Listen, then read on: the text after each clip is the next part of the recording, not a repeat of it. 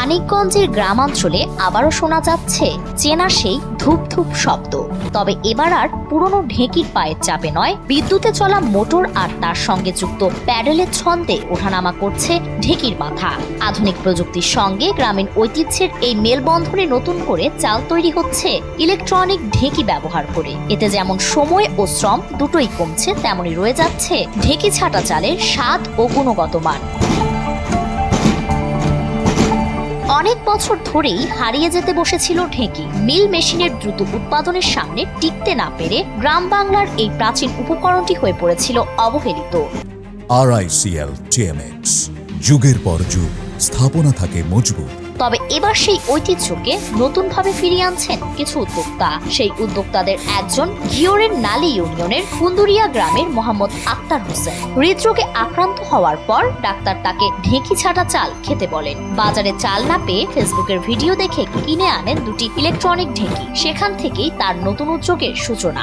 2020 সালে আমি হৃদরোগে আক্রান্ত হই। হৃদরোগের ডাক্তার আমাকে আমন চাল খাইতে বলে। আমি বাজার থেকে আমন ধান কিনে আনতাম, চালগুলা রং উঠে যেত, আবার দোকান চেঞ্জ করতাম, ওই রং উঠে যেত। তখন আমি যশোর থেকে ডেকে আইনে এখানে বসাই। উদ্যোক্তার মতে বর্তমানে প্রচারণা বাড়ায়, উৎপাদনের তুলনায় চাহিদা বেশি। কর্মচারীরাও বলছে যে পরিমাণ অর্ডার আসে সে পরিমাণ উৎপাদন করতে তারা হিমশিম খান। বিভিন্ন মিডিয়ায় প্রচার হওয়া যাওয়াতে এখন আমার উৎপাদনের থেকে চাহিদা বেশি। অনেক জায়গায় থেকে ঢেঁকি চাউল নিতে আসে, বিভিন্ন জায়গায় থেকে নেয়। যে পরিমাণ অর্ডার আসে এই পরিমাণ অর্ডার আমরা দিতে পারি না। ইলেকট্রনিক ঢেঁকিতে চাল তৈরি করা সহজ, দ্রুত ও ঝামেলামুক্ত। স্বাস্থ্যসম্মত পরিবেশে চাল উৎপাদন হওয়ায় গুণগত মানও বেড়েছে। কর্মচারীদের দাবি, এই চাল লালচে ও পুষ্টিগুণ সমৃদ্ধ, ভিটামিনও বেশি থাকে। আগে তো ঢেঁকিতে পা দিন লাগতো, অনেক কষ্ট হইতো। কষ্ট হওয়ার কারণে ঢেঁকি বাদ দিয়ে দিচ্ছে। এখন যে ঢেঁকি আইছে এই ঢেঁকিতে কোনো কষ্ট নাই, মেশিনের সাহায্যে চলে, একাই চলে।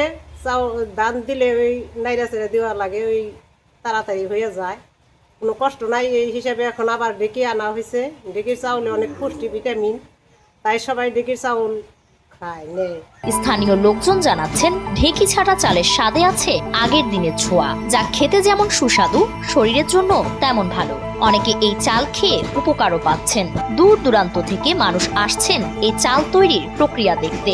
একাই চলে, ধান দিলে ওই নাইরা ছেড়ে দেওয়া লাগে, ওই তাড়াতাড়ি হয়ে যায়, কোনো কষ্ট নাই। এই হিসাবে এখন আবার ঢেঁকি আনা হয়েছে। ঢেঁকির চাউলে অনেক পুষ্টি, ভিটামিন, তাই সবাই ঢেঁকির চাউল খায় নেয়। অনেক জায়গায় থেকে ঢেঁকির চাউল নিতে আসে, বিভিন্ন জায়গায় থেকে নেয়। কুন্দুরিয়া নবগ্রামের এইখানে আমি ঘুরতে আসছিলাম। তো আমার আগে জানা ছিল যে ঢেঁকি ঘরের এইখানে চালটা পাওয়া যায়। তো আজকে সেই প্রসেসটাও আমি দেখলাম, দেখে আমার ভালোই লাগলো। এর জন্য আজকে 5 কেজি চাল আমি কিনে নিয়ে যাব ভাবছি।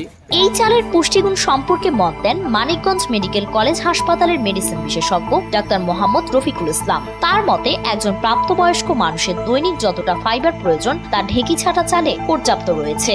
আপনি যদি 1 কাপ ঢেঁকি ছাটা লাল চালের ভাত খান, সেখানে আপনি পাবেন 3 গ্রাম ফাইবার। আর আপনি যদি সাদা চালের ভাত খান, সেখানে পাবেন আপনি 1 গ্রাম ফাইবার। তো একজন প্রাপ্তবয়স্ক মানুষের জন্য 22 থেকে 34 গ্রাম পর্যন্ত ফাইবার খাওয়া উচিত। এবং এই ফাইবার আমরা গ্রহণ করলে আমাদের হৃদযন্ত্র ভালো থাকে, আমাদের স্ট্রোক হওয়ার সম্ভাবনা কমে যায়, ডায়াবেটিস অনেকটা নিয়ন্ত্রণে চলে আসে, শরীরের চর্বি কমে যায়। সুতরাং সাদা চাল বাদ দিয়ে ঢেঁকি ছাটা লাল চাল খাওয়ায় অভ্যস্ত হন, সুস্থ থাকবেন।